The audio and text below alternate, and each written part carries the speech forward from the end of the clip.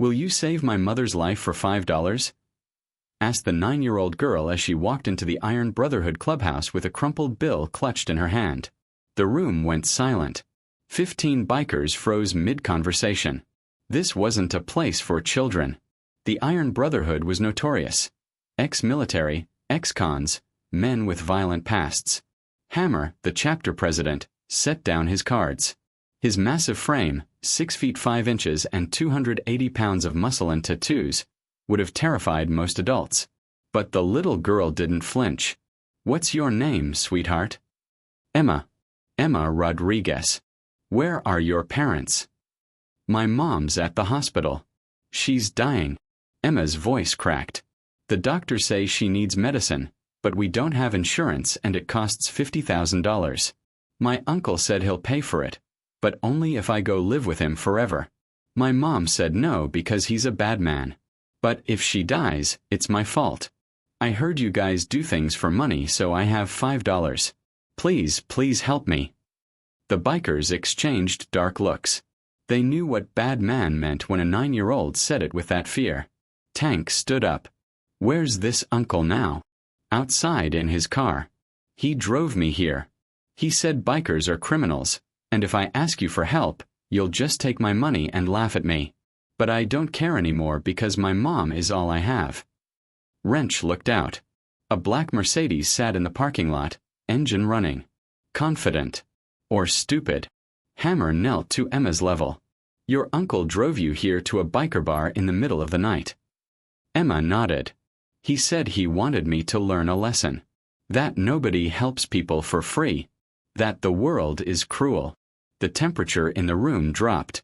Every man understood exactly what lesson Emma's uncle was really planning. "What hospital is your mother in?" "St. Mary's room 304. She has cancer. Stage 4. The new medicine could save her, but it's expensive and experimental." Doc pulled out his phone. "I know people at St. Mary's.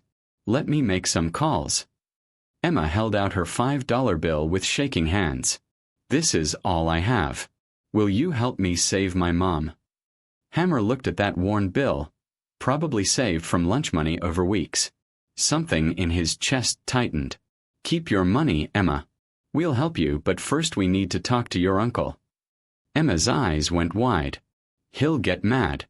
When he gets mad, She stopped, touching her arm where a bruise was visible. The bikers saw that bruise. They saw everything they needed to see. "Stay here," Hammer ordered. "Raven's going to stay with you. The rest of you outside now." 14 bikers filed out in formation.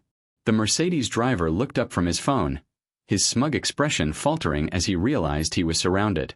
Robert Chen stepped out slowly. He was in his 40s, expensive suit, perfectly styled hair. The kind of man who looked respectable, trustworthy, successful. "Gentlemen, I assume my niece made it inside safely. Your niece offered us $5 to save her mother's life. Then she told us some interesting things about you." Robert's smile tightened. "Emma has an active imagination. I'm simply trying to help family during a difficult time. By bringing a 9-year-old to a biker bar at midnight to teach her a lesson." Robert's voice took on an edge. "Her mother is dying. Someone needs to take custody. I'm offering to pay for the treatment, but there are conditions." "What conditions?" "That's between me and my sister. Now I'm taking Emma home." "Emma's not going anywhere with you." Robert's mask slipped. "You're interfering with a family matter. I could call the police right now." "Go ahead. Call them. We'll wait." Before Robert could dial, Doc emerged. "Just got off the phone with Dr. Martinez. Emma's mother, Rosa Rodriguez, has been fighting cervical cancer for 2 years. The experimental treatment could save her life, but it's not covered. Cost is $50,000. Which I'm offering to pay if Emma comes to live with me." "Is it?" Doc stepped closer. "Because Dr. Martinez mentioned Rosa has been refusing to sign custody papers. She's terrified of you having access to her daughter. So terrified she'd rather die than let Emma live with you." Robert's face flushed. "My sister is delusional from pain medication." Or she's thinking very clearly, Hammer said. Clear enough to know what kind of man you are. You don't know anything about me. Don't I? Hammer showed Robert his phone. Isaiah Chen. That's your real name. You changed it to Robert Chen 5 years ago after you were investigated for inappropriate conduct with a minor in Oregon. No charges filed because the family accepted a settlement. Then you moved to California. Changed your name. Started fresh. Robert's face went white. How did you? I was Special Forces. I know how to find things. People. Secrets. And I know exactly what you are. The parking lot was silent. 14 bikers formed a semicircle around Robert Chen, cutting off any escape. I'm calling the police. No, Tank said. You're going to get in your car, drive away, and never contact Emma or her mother again.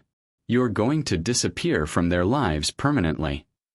And if I don't, then we make some calls of our own. To the family in Oregon who took your settlement. To the other families I found during my research.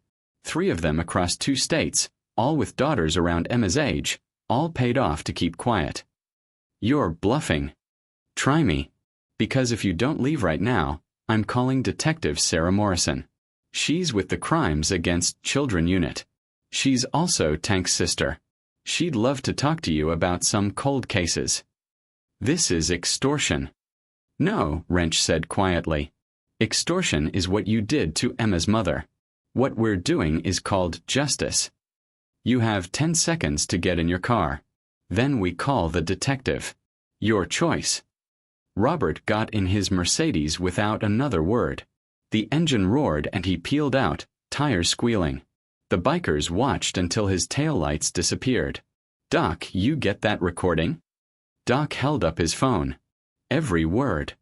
Good. Now, let's figure out how to save Emma's mother. Inside, Emma was sitting at the bar with Raven, drinking a Shirley Temple. Is my uncle gone? He's gone. And he's not coming back. Emma's shoulders sagged with relief. Then her face crumpled. But my mom, the medicine. I only have $5. Emma, do you know what this club does? We protect people. That's our code. Women, children, people who can't protect themselves. Your uncle brought you here thinking we'd laugh at you, prove the world is cruel. He knelt beside her. But he was wrong. The world can be cruel, but it can also be kind. Full of people who give a damn. Tank pulled out his phone. Making some calls. We've got brothers in other chapters. I'm calling the VA, Doc said. We've got veteran support networks, medical fundraising contacts. Wrench opened his laptop. Setting up a crowdfunding page. This will go viral in hours. Raven squeezed Emma's hand. Sweetheart, you walked into the right place. We're going to save your mom. Over the next 3 hours, the clubhouse transformed into a war room. Phones rang constantly. Bikers from 5 chapters pledged money. Veterans organizations contributed. The crowdfunding page exploded. By 3 a.m., they had $30,000. By dawn, $50,000. By noon the next day, $75,000. Enough for treatment and 3 months of expenses. Hammer drove Emma to the hospital with Raven and Doc following. Dr. Martinez met them in the hallway. You're the bikers. We are. I need to be honest. Even with treatment, Rose's chances are maybe 40%. The cancer is advanced. But there's a chance, Raven said. Then we take it, Hammer said. The paperwork took 2 hours. Emma sat beside her mother's bed holding Rosa's hand. Rosa was barely conscious. But when Emma whispered, Mama, it's going to be okay. The bikers are helping us. Rosa's eyes flickered open. Bikers. They're good people, Mama. They sent Uncle Robert away. They raised the money. They're saving you. A tear rolled down Rosa's cheek. She looked at Hammer in the doorway, this massive tattooed man. Thank you. Hammer nodded once. You focus on getting better. We'll take care of the rest. The treatment started that afternoon. Emma couldn't stay at the hospital and Child Services was asking questions about her guardian situation. That's when Raven made an offer. I'll take her. I'm a certified foster parent. Emma can stay with me until her mother recovers. You want me to live with you? If you're okay with it. I've got a spare room. It's small, but it's yours. Emma nodded slowly. Okay. The first week was hard. Emma struggled with nightmares. Constantly worried. Hammer assigned 2 members to rotate shifts outside Raven's house. But Robert never came. The second week, Rosa's scans showed slight improvement. The tumor markers were decreasing. The third week, Emma started smiling again. She helped Raven in her garden, learned to change oil on Raven's motorcycle, started a new school. The fourth week, Rosa was strong enough to sit up. Her color was better. The treatment was working. 2 months after Emma walked into the clubhouse with $5, Rosa Rodriguez walked out of St. Mary's Hospital cancer-free. The doctors called it a miracle. The Iron Brotherhood called it justice. The club threw a party to celebrate. Emma and Rosa stood before 15 bikers. You saved my life. You saved my daughter. You did it for $5 that you never even took. I don't know how to repay you. You don't repay us, Hammer said. You live. You raise your daughter. You show her that the world might be hard, but there are still good people in it who give a damn. I don't understand. Why would you do this? You don't know us. Tank stepped forward.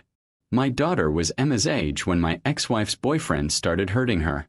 Nobody helped. I was in prison, couldn't protect her. When I got out, I swore I'd never let another child suffer if I could stop it. Wrench spoke next. My mother died of cancer when I was 10. We couldn't afford treatment. I watched her fade away. No kid should ever feel that helpless. One by one, the bikers shared their histories.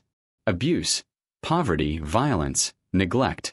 Everyone had once been a child in need, failed by the world. So we help, Hammer said. Because nobody helped us. Because we know what it's like to be powerless. Because that's what brothers do. But we're not your own. Yes, you are, Raven said, wrapping an arm around Emma. You became our own the moment this brave little girl walked through our door. Emma pulled out the $5 bill. I still want you to have this. Hammer took it gently. You know what we're going to do with this? We're going to frame it. Right there on the wall. And anyone who asks what it means, we'll tell them your story. How a 9-year-old girl taught 15 hardened bikers what courage looks like. The $5 bill went up on the wall above the bar. It became legend. Bikers from other chapters came to see it, to hear about the child who turned a motorcycle club into an army of protectors. 3 months after Rosa's recovery, a young woman walked in with a black eye and a split lip. A tiny boy clung to her hand. I heard you help people. I heard about Emma. I need help. Say no more, Hammer said. Raven, get her and the kid checked out. Tank, find a safe house. I don't have money. I can't pay you. Hammer pointed at the frame. See that? That's the price. Courage. Word spread. Over the next year, the Iron Brotherhood helped 12 more families. Mothers escaping abuse, children in danger, people running from violence. The biker's reputation became a shield, not a threat. Emma grew up. She earned a scholarship, studied social work, and returned to help the same shelter that once saved her. She never forgot that $5. Rosa started a cancer survivor support group. Every Thursday, the clubhouse filled with survivors. The bikers brewed coffee, guarded the door, and listened.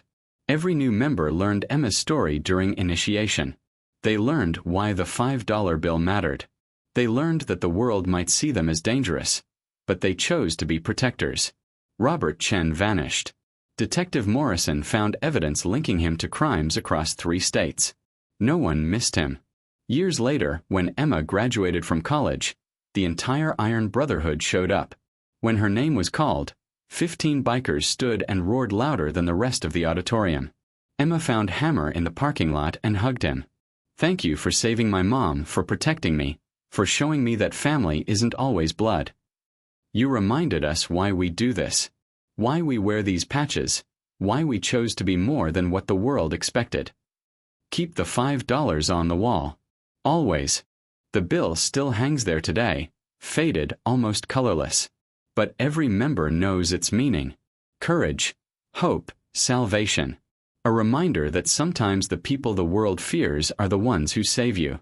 That sometimes $5 is worth more than $50,000. That sometimes the hardest men carry the softest hearts. That's the truth the world won't admit. But Emma Rodriguez lived it. The Iron Brotherhood proved it. And that framed $5 bill testifies to it every single day.